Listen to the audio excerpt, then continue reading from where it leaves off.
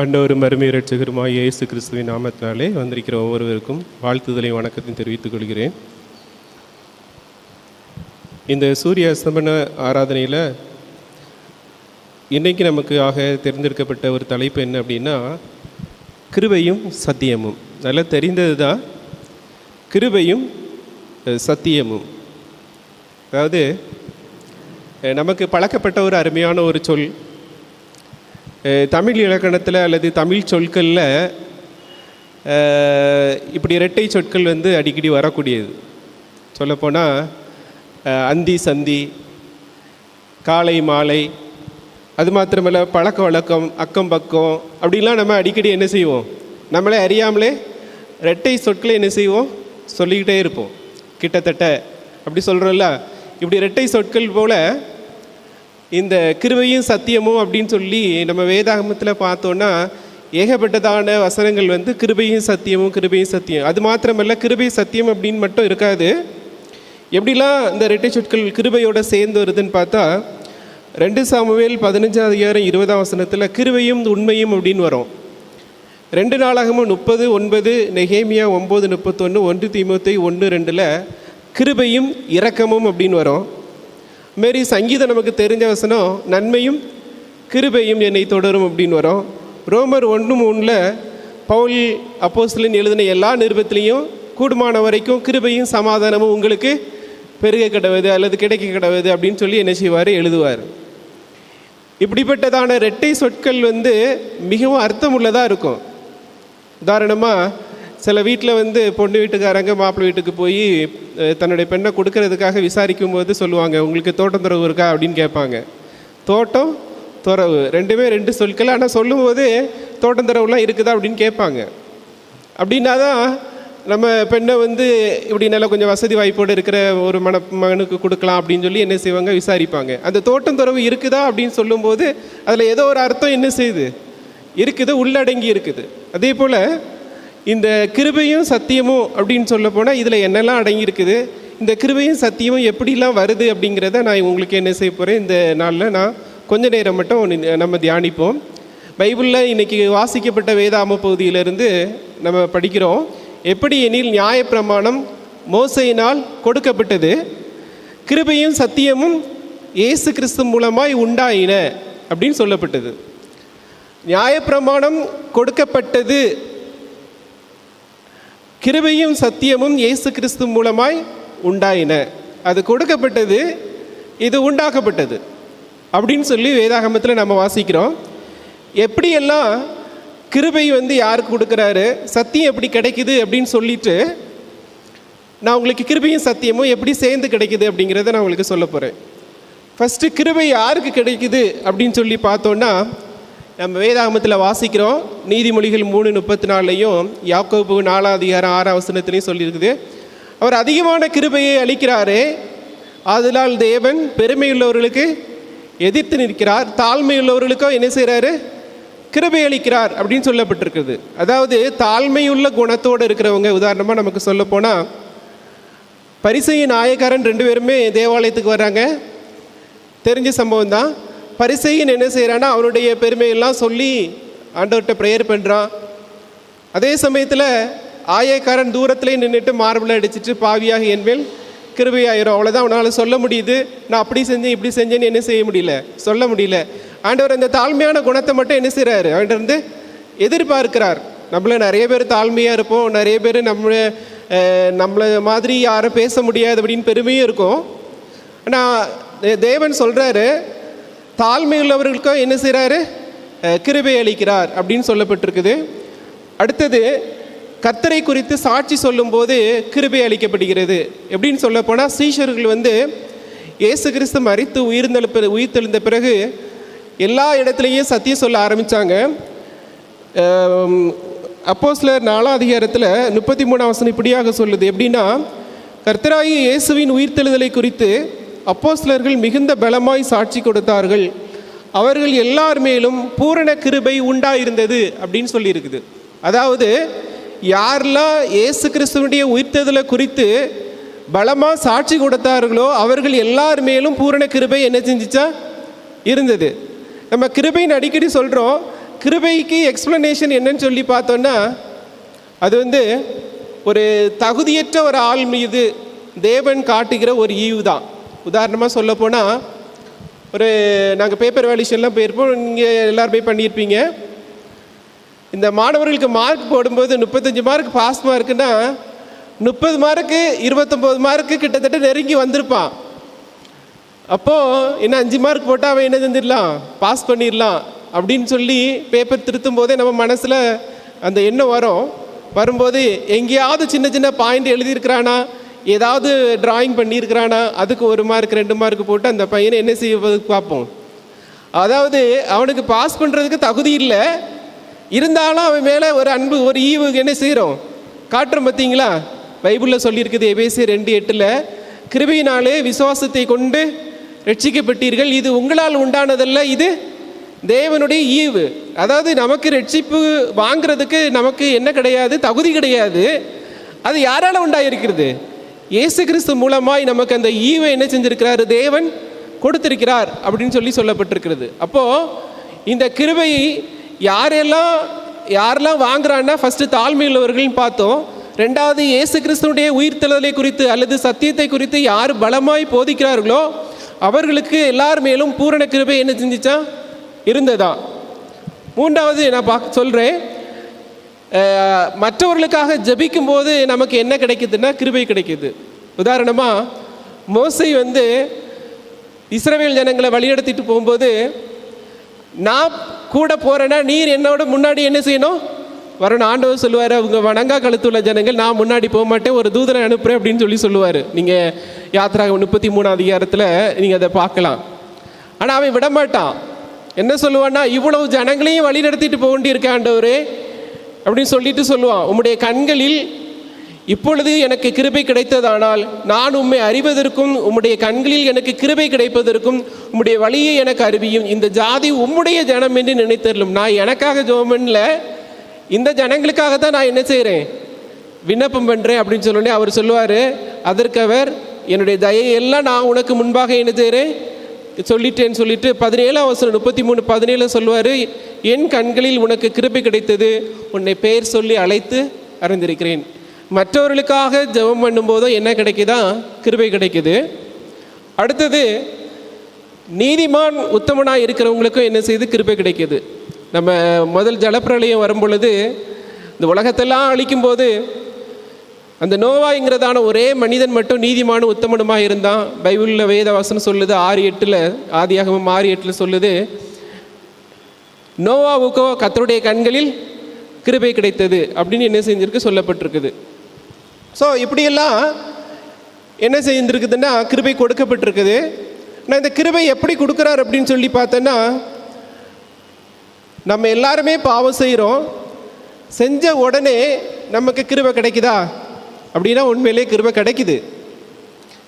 தேவன் சொல்லும்போது 2 பேதுருல, பாவம் செய்த தூதர்களே தேவன் தப்ப விடாமல் அவங்களுக்கெல்லாம் என்ன நியமிச்சிருக்கிறாரா, நரகாக்கினை நியமித்திருக்கும் பொழுது நாமெல்லாம் ஒரு கிட்டத்தட்ட ஒரு அரை மணி நேரத்துக்கு ஒருக்கா, 3/4 மணி நேரத்துக்கு ஒருக்கா, அல்லது 1 மணி நேரத்துக்கு ஒருக்கா ஒவ்வொரு தப்பு பண்ணிக்கிட்டே தான் இருப்போம். ஆனாலும் நாம் நிர்மூலமாகாதிருக்கிறது கர்த்தருடைய சுத்த கிருபை. புலம்பல்ல சொன்ன மாதிரி ஒவ்வொரு நாளும் நாம் செய்கிற தப்புக்கு தேவன் நம்மளை தண்டித்தாருன்னா நாமெல்லாம் இந்த உலகத்தில் என்ன செய்ய முடியாது, வாழ முடியாது. அதனால தான் ரோமரில் சொல்லியிருக்கோம், பாவம் பெருகின இடத்தில் கிருபை அதிகமாக என்ன செஞ்சிட்டா, பெருகிட்டான். இன்னொரு வசனம் கூட உண்டு, நாம் பாவிகளாக இருக்கையில் கிறிஸ்து நமக்காக மரித்ததினாலே தேவன் நம்மேல் வைத்த தமது அன்பை விளங்க பண்ணினார். ஆதாம் என்ற ஒரே ஒரு மனிதன் தவறு பண்ணும் பொழுது இந்த முழு மனு குலத்திற்கும் என்ன வந்தது, பாவம் வந்தது. இந்த பாவம் பெருகின இடத்தில் கிருபையும் என்ன செஞ்சிருக்குது, அதிகமாக பெருகி இருக்குது. இது ரோமரில் எப்படி சொல்லப்பட்டிருக்குதுன்னா, ரோமர் 5 அதிகாரம் 15 ஆனாலும் மீறுதலின் பலன் கிருபை வரத்தின் பலனுக்கு ஒப்பானதல்ல. எப்படி எனில், ஒருவனுடைய மீறுதலினாலே அநேகர் மரித்திருக்க தேவனுடைய கிருபையும் இயேசு கிறிஸ்து என்னும் ஒரே மனுஷனுடைய கிருபையினாலே வரும் ஈவும் அநேகர் மேல் அதிகமாய் பெருகிற்று. தேவனுடைய கிருபையும் இயேசு கிறிஸ்துவனுடைய கிருபையும் மனுஷர் மேலே எப்படி இருக்கான், ரொம்ப அதிகமாய் பெருகிற்று. பாவம் செஞ்ச உலகம்தான், பாவம் இருக்கிற உலகம்தான், பாவம் செய்து கொண்டே இருக்கிற மனிதர்கள் தான். இருந்தாலும் அந்த பாவம் இருக்கிற இடத்துல தேவனுடைய கிருபையும் இயேசு கிறிஸ்துவனுடைய கிருபையும் அதிகமாக நமக்கு என்ன செஞ்சுருக்கான், பெருகி இருக்குதுன்னு சொல்லப்பட்டிருக்குது. அடுத்தது சத்தியம் என்றால் என்ன அப்படின்னு சொல்லி பார்த்தோன்னா, சத்தியம்னா என்ன? உண்மை, அதாவது மெய்மை அப்படின்னு சொல்லுவாங்க. வேதாகமத்தில் நமக்கு என்ன கொடுக்கப்பட்டிருக்குது? உம்முடைய வசனமே சத்தியம். அதே போல் நானே வழியும் சத்தியமும் ஜீவனுமாய் இருக்கிறேன் என்று யார் சொல்கிறா? இயேசு கிறிஸ்து சொல்கிறார். அப்போ வசனமும் சத்தியம், இயேசு கிறிஸ்துவும் எப்படி இருக்கிறாரு? சத்தியம் உள்ளவராக இருக்கிறாரு. ஏசாயாவில் ஒரு வசனம் இருக்குது, குழியில் இறங்குகிறவர்கள் உம்முடைய சத்தியத்தை தியானிப்பதில்லை. மரித்தவர்கள் உம்முடைய சத்தியத்தை என்ன செய்கிறதில்லை? தியானிக்கிறதில்லை. நாம் எல்லாரும் தியானிப்போம். யோவான் 8:40 சொல்லப்பட்டிருக்கிறது, தேவனிடத்தில் கேட்டிருக்கிற சத்தியத்தை உங்களுக்கு சொன்ன மனுஷனாகிய என்னை கொல்ல தேடுகிறீர்கள். சத்தியத்தை யூதர்களுக்கு அவர் சொல்லும்போது என்ன செய்கிறாங்க? கொல்ல தேடுறாங்க. ஆனால் நமக்கு நிறைய சத்தியம் என்ன செய்து தேவனுடைய ஆலயத்திலிருந்து போதகர் மூலமாக, ஊழியக்காரர் மூலமாக நம்ம நிறைய சத்தியத்தை கேட்குறோம். அப்படியே சத்தியத்தை யாரெல்லாம் வெறுப்பாங்க அப்படின்னு சொல்லி பார்த்தோன்னா, சத்தியத்தை அநியாயத்தினாலே யாரெல்லாம் அடக்கி வைக்கிறாங்களோ அவங்கெல்லாம் என்ன செய்வாங்கன்னு சத்தியத்தை வெறுப்பாங்க. அவர்கள் தேவனுடைய சத்தியத்தை பொய்யா மாற்றி சிருஷ்டிகரை தொழுது சேவியாமல் சிருஷ்டியை என்ன செஞ்சாங்க? தொழுது சேவித்தார்கள். உணர்வில்லாத அவருடைய இருதயம் என்ன செஞ்சிச்சு? இருளடைந்தது அப்படின்னு சொல்லி ரோமரில் சொல்லப்பட்டிருக்குது. இப்போ நான் கிருபையும் சத்தியமும் எப்படி டைரெக்டாக ஜாயிண்ட் ஆகுதுங்கிறத நான் உங்களுக்கு சொல்ல போகிறேன். அதாவது ஆசரிப்பு கூடாரம் இருக்குது. ஆசரிப்பு கூடாரத்தை பற்றி உங்களுக்கு எல்லாமே நல்லா தெரியும். ஆசரிப்பு கூடாரத்தில் பாவ நிவாரண பலி செலுத்துகிறோம். ஒரு மனுஷன் பாவம் செஞ்சான்னா பாவ நிவாரண பலியாக ஒரு ஆடோ அல்லது ஒரு மாடோ புறாவோ என்ன செய்யணும்? ஆசரிப்பு கூடாரத்துக்கு முன்னாடி வாசலில் கொண்டு வந்து அதை வெட்டி அந்த இரத்தத்தை எடுத்து என்ன செய்யணும்? அந்த திரைச்சீலைக்கு நேராக கொண்டு போகணும். கொண்டு போய் அதில் போய் தெளிக்கணும்.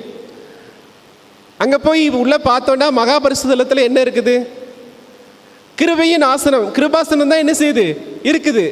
அப்படின்னா ஒவ்வொரு முறையும் பலி செலுத்தும் போது அந்த ரத்தம் அங்கே கொண்டு போகும்போது ஆண்டவர் என்ன நம்ம மேலே என்ன இருக்கிறாருன்னு காட்டுறாரு. கிருபையாக இருக்கிறாருன்னு சொல்லி என்ன செய்கிறாரு? காட்டுறாரு. அவர் கிருபை நமக்கு கிடைக்கலன்னா நமக்கு எதுவுமே இல்லை. அப்போது அந்த ஆசரிப்பு கூடார சத்தியத்தில் கூட நமக்கு எதை தான் காட்டுறாரு? கிருபையின் ஆசனத்தில் இருந்து கிருபையை தான் நமக்கு தேவன் என்ன செஞ்சுட்டு இருக்கிறாரு? காட்டிக்கிட்டு இருக்கிறாரு. அதே போல் அங்கே ஆண்டவர் சொல்கிறாரு, நானே வாசல். ஆசரிப்பு கூடாரத்துக்கு வாசல் யாரு தான்? இயேசு தான். அப்படியே பிரகாரத்துக்குள்ளே வந்தோன்னா அந்த இயேசுவாகி சத்தியம் அப்படியே பலிபீடத்தில் பலியாக என்ன செஞ்சார்? மாறினார். அதே போல் உள்ளே வந்தோன்னு பார்த்தோன்னா குத்து விளக்கும் யார் தான்? இயேசுங்கிற சத்தியத்தை நமக்கு சொல்லி கொடுக்குது. மேஜை இதனுடைய அப்பமும் யார் தான் சொல்லி கொடுக்குது? இயேசு கிறிஸ்து தான் சொல்லி கொடுக்குது. தூபபீடமும் இப்படி அதில் காட்டுகிற ஒவ்வொரு பொருளும் எதை காட்டுது? இயேசு கிறிஸ்துவை காட்டுது. அது மாத்திரமல்ல, அங்கே போனால் அவர் பரிசுத்த ஸ்தலத்திலேருந்து மகா பரிசுத்த ஸ்தலத்துக்கு போகும்போது அந்த கிருபையின் ஆசனத்துக்கு முன்னாடி தான் யார் ஊழியம் செஞ்சிட்டு இருக்கா? இப்போ இயேசு கிறிஸ்து என்ன செய்கிறாரு? ஊழியம் செய்கிறார். இயேசுவே சத்தியம். அவர் கிருபையின் ஆசனத்துக்கு முன்னாடி நின்றுட்டு என்ன செஞ்சுட்டு இருக்கிறாரு? ஸோ இப்போ கிருபையும் சத்தியமும் என்ன செஞ்சுட்டு இருக்குது? ஒன்று போல் என்ன செஞ்சுட்டு ஜாயிண்ட் ஆகிட்டு. அப்போது அதிகமான கிருபையை நமக்கு தேவன் கொடுக்குறாரு. அப்படின்னா இன்றைக்கி ஆசரிப்பு கூடாரத்தை படிக்கிற நாம் இன்றைக்கி கிருபையும் சத்தியமும் நமக்கு தேவன் கொடுத்துருக்கிறாரு அப்படின்னு சொல்லி சொல்லப்பட்டிருக்குது. இந்த ஆசரிப்பு கூடாரத்தில் பலி செலுத்தும் பொழுதெல்லாம் நம்ம யாரை நினைக்கிறோம்? இயேசு கிறிஸ்துவை நினைக்கிறோம் அப்படின்னு சொல்லி நமக்கு தெரியும். ஆனால் நம்ம செய்கிற ஒவ்வொரு பாவத்துக்கும் ஒரு ஆடோ அல்லது ஒரு மாடோ பலி செலுத்திக்கிட்டே இருந்தேன்னா இன்றைக்கி எவ்வளோ பலி செலுத்தி இருக்கணும்? அந்த இயேசு கிறிஸ்து மறிக்கலைன்னா இன்றைக்கி ஒரு வீட்டுக்கு ஒருத்தருக்கு அல்லது ஒரு குடும்பத்துக்கு ஒரு ஆடு ஒரு நாள் பாவம் செஞ்சால் பலி செலுத்திக்கிட்டு இருந்தோன்னா இன்றைக்கி நமக்கு எவ்வளோ பணம் தேவைப்படும்? எத்தனை ஆடு மாடு தேவைப்படும்? யோசித்து பாருங்கள். அப்போ பலி செலுத்துறது நமக்கு என்ன போச்சு? இல்லாமல் போச்சு. அதுவும் இயேசு கிறிஸ்து நமக்கு ஒரு பாராட்டின ஒரு கிருபை. அப்படின்னா இன்றைக்கி நம்மளோட சம்பாத்தியம் ஃபுல்லாக எதுக்கு தான் கொடுக்கணும்? பாவ மன்னிப்புக்கு தான் என்ன செய்யணும்? கொடுக்க வேண்டியிருக்கும். தேவன் நமக்கு கொடுத்த ஒரு முக்கியமான ஒரு கிருபை. அவருடைய கிருபையை விளங்க பண்ணும்போது ரொம்ப சாதாரணமாகவே விளங்க பண்ணுறாரு. ஆனால் நமக்கு என்ன செய்யலை? அந்த கிருபை நமக்கு அடிக்கடி தெரியல. நாம் எப்பொழுதும் நம்முடைய ரொட்டீன் வாழ்க்கையிலே இருக்கும்போது அவருடைய கிருபையை நம்ம உணர்வதில்லை. ஆனால் எப்போ நம்ம பலி செலுத்த ஒரு மனுஷன் பாவம் செய்யும்போது பலி செலுத்த வருகிறானோ, ஆக்சுவலி நம்ம எல்லாரும் நினைக்கிறோம் கற்பனையை மீறுவது பாவம் நினைக்கிறோம். ஆனால் ஒரு வசனம் வாசிங்க, லேவியராகமம் 4ஆம் அதிகாரம் 1-3 வசனங்கள் வாசிங்க. நானே வாசித்துடுறேன். பின்னும் கர்த்தர் மோசையை நோக்கி, நீ இஸ்ரவேல் புத்திரரிடத்தில் சொல்ல வேண்டியது என்னவென்றால், ஒருவன் கர்த்தருடைய கட்டளைகளில் யாதொன்றை அறியாமையினால் மீறி செய்யத்தகாததை செய்து பாவத்துக்கு உட்பட்டால் அறிய வேண்டியதாவது. அதாவது கர்த்தருடைய கட்டளையில் ஏதாவது ஒன்றை அறியாமல் செஞ்சாதான் பாவம். இன்னைக்கு நமக்கு கட்டளை எல்லாமே நல்லாக தெரியும். அப்போ நம்ம செய்கிறது பாவமா அல்லது அக்கிரமமா? நம்ம செய்கிறது எல்லாமே அக்கிரமம் தான் செய்கிறோம், பாவம் செய்யலை. தெரியாமல் ஒருத்தன் பண்ணாதான், பிரமாணத்தை மீறினாதான் அதுக்கு பேர் என்ன சொல்கிறது? பாவம். வேதாமத்தில் சொல்லப்பட்டிருக்குது, கலாத்தியர் 3:13, மரத்திலே தூக்கப்பட்ட எவனும் சபிக்கப்பட்டவன் என்று எழுதியிருக்கிறபடி கிறிஸ்து என்ன செஞ்சுருக்கிறாரு? நியாயப்பிரமாணத்தின் இந்த பாவத்துக்கு என்ன செய்கிறாரு? நம்மளை நீங்களாக்கி முடியாது. பாவத்துக்கு மட்டும் இல்லை, ஒருத்தையும் பாவம் செஞ்சால் அதுக்கு என்ன செய்யணும்? அதுக்கு ஒரு பரிகாரம் பண்ணணும், பலி என்றதான ஒரு பரிகாரம் பண்ணணும். ஆனால் அந்த பரிகாரமும் பண்ண முடியாமல் போகும்போது அவன் சாபமாக மாறிடுது, அவனுக்கு சாபம் கிடைக்கும். ஆண்டவர் பாவத்துக்கு மட்டும் நமக்கு மறிக்கலை, அதனால் வர்ற விளையக்கூடிய அக்கிரமத்துக்குனால வரக்கூடியதான சாபத்தையும் என்ன செய்கிறாரு? நீங்களாக்கி விடுவிக்கிறார். அதனால் கிருபை கொஞ்சம் நமக்கு பெருகினதில்லை, கிருபை ரொம்ப அதிகமாக நமக்கு என்ன செஞ்சுருக்குது? பெருகி இருக்கிறது. இந்த விபச்சார பெண் எல்லாரும் கையங்களமாக பிடிச்சி கூட்டிகிட்டு வராங்க. அப்படி கூட்டிகிட்டு வரும் பொழுது ஆண்டவர் பார்த்து கேட்குறாரு, மோசையினுடைய நியாயப்பிரமாணத்தின்படி யூதர்கள்லாம் சொல்கிறாங்க, இவளை என்ன செய்யணும்? கல்லெறிஞ்சு கொல்லணும். அப்படின்னா அவளுக்கு கிருபை கிடைக்கல. ஆனால் இன்னைக்கு இயேசு கிறிஸ்துக்கிட்ட வரும்பொழுது சொல்கிறாங்க, மோசடி நியாயப்பிரமாணத்தின்படி இவளை கல்லெறிஞ்சு கொள்ளணும்னு சொல்லும்போது அவர் ஒரு வார்த்தை சொல்கிறாரு, உங்களில் பாவம் இல்லாதவன் முதலாவது இவளை என்ன செய்யணும்? அதாவது அந்த மரணம் அப்படிங்கிற தண்டனைக்கு தப்புறதுக்கு ஒரு கிருபை யார் கிடைக்குது? அந்த விபச்சார பெண்ணுக்கு என்ன செய்யுது? கிடைக்குது. அவர் அப்படியே அந்த கிருபையை விட்டுட்டு போகலை, சொல்கிறாரு, நீ இப்போ இனி என்ன செய்யக்கூடாது, இது சத்தியம். ஸோ கிருபையும் சத்தியமும் ஒரு மனிதனுக்கு என்ன செஞ்சிருது? கிடச்சிருது. 38 வருஷமாக வியாதோடு இருந்து மரணத்தோடு போராடிக்கிட்டு இருக்கிறான், பெதெஸ்தா குளத்து பக்கத்தில் உட்காந்து. அவன் தன்னால் இறங்கி குளத்துக்குள்ளே தன்னால் போகிறதுக்கு அவனால் முடியல. ஏசு கிறிஸ்து பார்க்குறாரு, நீ சொஸ்தமடைய விரும்புகிறாயா அப்படின்னு சொன்னோடனே அந்த தண்ணீர் கலக்கும்போது அவன் ஆமான்னு சொல்கிறானா இல்லையான்னு சொல்கிறத விட, தண்ணி கலக்கும்போது என்னை குளத்தில் கொண்டு போய் விடுறதுக்கு யாருமே இல்லைங்கிறான். ஆண்டவர் சொல்கிறாரு, நீ உன் படுக்கையை எடுத்துக்கிட்டு நட. அதில் 5:13 யோவானில் சொல்லியிருக்கோம். இனி என்ன செய்யக்கூடாது? ஆண்டவர் எப்பவுமே கொடுக்கும்போது கிருபையும் கொடுக்குறாரு, கிருபையும் கூட சேர்ந்து எதையும் சேர்த்தே கொடுக்குறாரு, சத்தியத்தையும் என்ன செய்கிறாரு? கொடுக்குறாரு. அப்படிங்கிறத நாம் முக்கியமாக பார்க்குறோம். அதே போல் இந்த பெரும்பாடுள்ள ஸ்திரீ 18 வருஷமாக என்ன செய்கிறா? அவளுக்கு பெரும்பாடு உள்ளவளுக்கு அவ்வளோ விட்டு என்ன செய்கிறதில்ல, நீங்கிறதில்ல. அவ்வளோ கூட்டம் இருக்குது. அவ்வளோ கூட்டத்தில் என்ன செய்கிறா? நெருக்கி போய் வழி எப்படியாவது கண்டுபிடிச்சி அவருடைய வஸ்திரத்தின் ஓரத்தை தொடுறா. ஆண்டவர் கேட்குறாரு, ஏன்றிருந்து ஒரு வல்லமை புறப்பட்டுச்ச, யார் என்னையை தொட்டான்னு கேட்குறாங்க. சீஷர்லாம் சொல்கிறாங்க, எல்லாருமே நெருக்கிட்டே தானே வராங்க, யார் தொட்டதுன்னு கேட்குறீங்களே அப்படின்னு சொல்லும்போது சொல்கிறாரு, ஒரு வல்லமை புறப்பட்டுச்சு. இப்போ பயந்து நடுநடுங்கி அவர் முன்னாடி நிற்கும்போது சொல்கிறாரு, மகளே உன் பாவம் என்ன செய்யவிட்டு நீங்கி விட்டது அப்படின்னு சொல்கிறாரு. எவ்வளோ ஒரு பெரிய சந்தோஷம் பாருங்கள். கொடுக்குற எல்லாருக்குமே அவர் மரித்ததுக்கு பிறகு இன்னைக்கு நமக்கு ஒரு கிருபை 2 கிருபை இல்லை, டெய்லி கிருபை தான் கொடுக்குறாரு, டெய்லி சத்தியம் கொடுக்குறாரு. ஆனால் நம்ம என்ன செய்கிறோம்? அந்த கிருபையும் சத்தியத்தை என்ன செஞ்சிடறோம்? அலட்சியம் பண்ணிடுறோம். டெய்லி நம்ம ஆசரிப்பு கூடாரத்தை எட்டி பார்க்கும் பொழுது பைபிளில் எபிரேயர் 4:16 சொல்லியிருக்குது, ஆதலால் நாம் இரக்கத்தை பெறவும் ஏற்ற சமயத்தில் சகாயம் செய்யும் கிருபை அடையவும் தைரியமாய் கிருபாசன தண்டையில் சேரக்கடவும். அழகாக சொல்லியிருக்காரு.